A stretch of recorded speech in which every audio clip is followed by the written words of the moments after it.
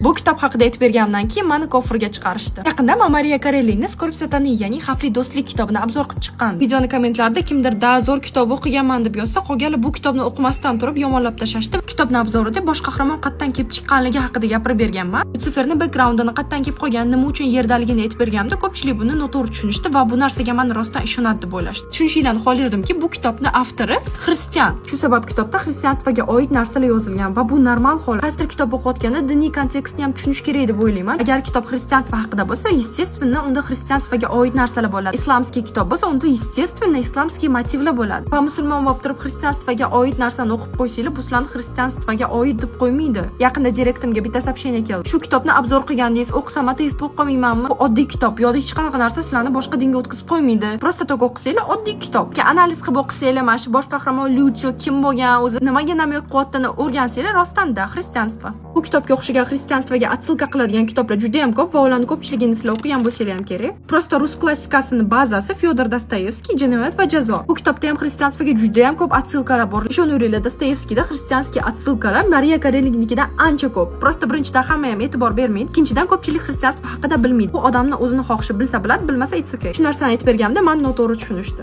Agar sizlarga Martin Eden, Dorian Gray portreti, Usta va Margarita, Faust degan kitoblari yoqsa, sizlarga bu kitob точно yoqib qoladi. Agar sizlarga mistika yoqsa, bu sizlar uchun prosta idealniy. Tekanbag'al yozuvchi bo'ladi va bir kun ichida u boyib ketadi. Uni hayoti 180 gradusga o'zgarib ketadi. Yozuvchi boyib ketgandan keyin oldin nima xohlagan bo'lsa, hamma narsasiga erishadi va uni bitta o'rtog'i bo'ladi. Va u unga qanday qilib boylarcha yashashni o'rgatadi. Lekin spoiler qilaman, o'sha o'rtog'ining ismi Lyutio bo'ladi. Lyutio bu ozgina xristianskiy motivlarga asoslangan narsa. Juda ham qiziqarli kitob. Kitobning nomi Xavfli do'stlik, Mariya Karelli. Kitobning qog'oz variantini Kalibr Books'dan topsanglar bo'ladi.